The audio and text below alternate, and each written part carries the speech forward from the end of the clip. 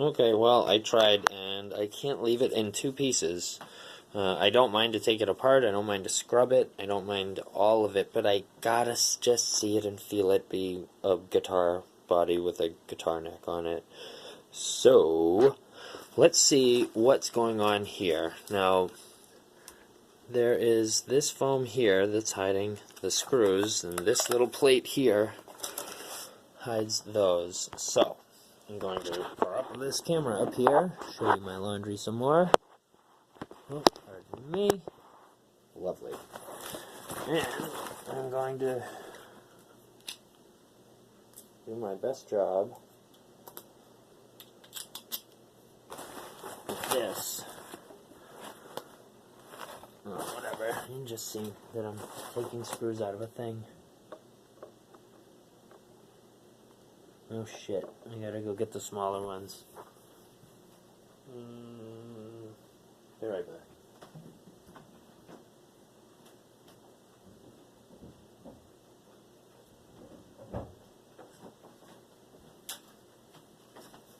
This is already such a fun project. I'm not going to do much of any of this in my bedroom, but this is the only quiet room in my home right now. So these are very tiny screws. I don't think I just put a scratch in this plate, but I can easily see that that's how the scratches on this plate got there. Yeah, very, very soft. Oh boy.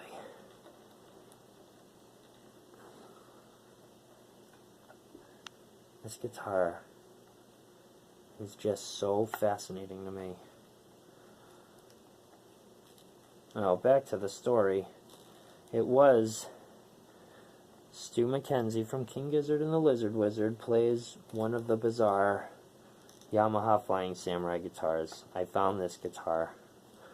Reading about these guitars, and my understanding being that essentially furniture builders and radio builders were repurposed to figure out how to make electric guitars to provide for the masses of people. And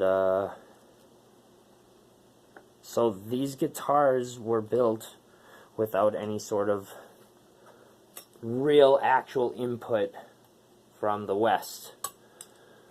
They would just get pictures. Wow. So, I'm going to pick this thing up.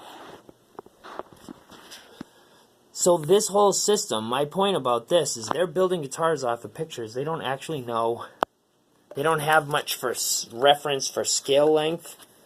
They don't. It's all. There maybe was a couple of things that snuck in, but.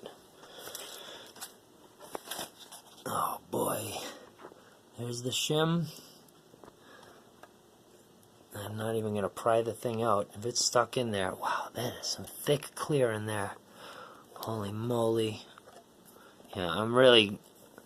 Because this thing doesn't really have any actual wear and tear, like it doesn't have any grime, anything built up on it, I really want to make this thing sparkly, sparkly clean. Just so I can start my relationship with this. I think this guitar and I are about the same age, or it might be a few years older than me. And today is my 36th birthday. So this is pretty cool. Alright, these screws are actually loose in the hole, which is good. I don't know if it really matters, but yeah, I feel like it probably does. So what I'm going to do now, I'm going to set this. Yeah, I want to see how this goes together. Let me put this camera down for a second. Pop these big-ass flathead screws out. And let this weird plywood dust fall out onto my bed. So.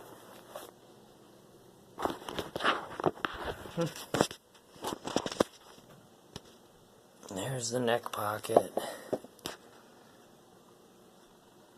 So, I mean, I guess, yeah, this really, it just goes in.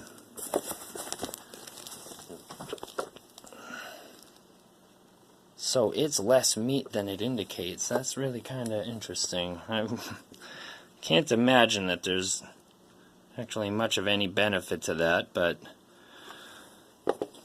well, I'm going to put this thing over here. Oh, God, look how fucking thick that thing is. It's ridiculous. I'm going to put this thing here for a sec. Flip this bad boy over, and I'm going to leave the cover off the back plate there, because I'm going to take this neck off, I'm sure, a few times. I mean, oh, and that's what this big route is right here. Let me just show you. Now that hole makes sense. That's how you access the truss rod. Awesome. That's awesome. I like that there's not like a traditional truss rod cover, that it's accessed through that part of the neck. I wonder what the real story was. I mean, the first guitar, electric guitar that they made was the Tonica. It was made in the Tonica factory, and is the world's weirdest guitar that was mass-produced. I don't understand. None of it makes any sort of sense, and there's so many of them. There's no real consistency to those. All the knobs and switches and the pick guards, all those materials were dependent on the factory that they were built in. So some of the knobs went to appliances, or were also purposed for appliance. You know, I think they were more for appliances and secondarily used for guitars. This one screw seems to be putting up some resistance, and I don't really want to stress this guitar at all, because I don't intend on buying another one of these. This is the one that I really wanted to wait for. I didn't really inspect the neck, but gee, it's so clean. There's only just gunk on it. This guitar is cleaner than most of my guitars. And I've had a hand... Oh, yeah. It really is. So yeah, and there's those screws all in there. There's that truss rod. So now... Holy cow. This rules. This thing is so cool. I'm so stoked. This is going to be so much fun. I just want to take the whole thing apart and see what the hell is going on inside this. So, there it is in a shape. I'm going to be able to hold it. Probably going to put a coat of oil on the fretboard. And probably make a video of that, because, again, this shit is dry. Come on, focus. Focus. No, you bastard's phone. You know, it's not an iPhone. I'm not working with an iPhone here, folks. Can you do it? I might be focusing on too close. Well, the comforter looks good. But anyways, the wood is dry as hell. Frets really don't look bad. This guitar really, quite obviously, did not get much play. Awesome for me. It's about to. The next couple of weeks, this thing will be ready to shred. It's awesome. The way that the neck sits in there is awesome. This is a really, really, really neat engineering feat, considering... So the idea of this one specifically is that they must have gotten... The Russian guitar builders must have gotten a Flying Samurai. And, oh, that is a cool, cool bridge. I mean, even this bridge very much mimics the Flying Samurai. This whole thing, but it's just, they flipped the body but kept the headstock. So, it's definitely more tasteful looking than the Flying Samurai, but still totally fucking weird. Yeah, well, there it is for tonight.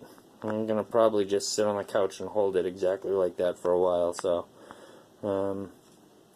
yep, I'll be back.